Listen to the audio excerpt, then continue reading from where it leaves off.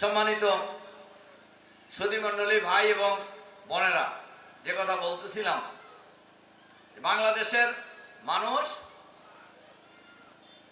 চাঁদাবাজের বিরুদ্ধে, নৈরাজ্যের বিরুদ্ধে, সন্ত্রাসের বিরুদ্ধে, দুর্নীতির বিরুদ্ধে, দখলবাজের বিরুদ্ধে আজকে ঐক্যবদ্ধ হচ্ছে। যার কারণে বাংলাদেশের গ্রামে গঞ্জে, শহরে, নগরে, বন্দরে, চাষটল থেকে সচিবালয়ে সর্বত্রই নতুন স্লোগান উঠেছে, সব দল দেখা শেষ, জামাত ইসলামীর বাংলাদেশ।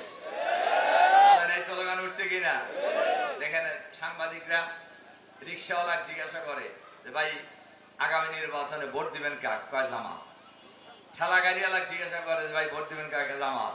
মহিলাকে জিজ্ঞাসা করে যে ভাই ভোট দিবেন কাকে? কয় জামাত। হিন্দু গাড়ি জিজ্ঞাসা করে যে ভাই ভোট দিবেন কাকে? বলে জামাত। কি বলেন, বলতেছে কিনা? তার মানে বাংলাদেশের মানুষ একটা নতুন কিছু চাচ্ছে। সেই নতুন বাংলাদেশ হবে আগামী দিনে দুর্নীতি মুক্ত বাংলাদেশ, ইনশাআল্লাহ। আপনারা লক্ষ্য করে দেখছেন যে বাংলাদেশের মানুষ জোয়ারের মতো জামাতের দিকে আসতেছে কিনা। এ কারণে কোন কোন দল আওয়ামী স্টাইলের নির্বাচন করার স্বপ্ন দেখতেছে। আওয়ামী স্টাইলের নির্বাচন বোঝেন নাকি আপনারা? ভোট ছাড়া নির্বাচন।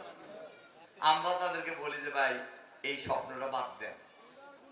এই বাংলাদেশে আওয়ামী স্টাইলের আর কোন নির্বাচন বাংলাদেশের মানুষ করতে দেবে না, ইনশাআল্লাহ।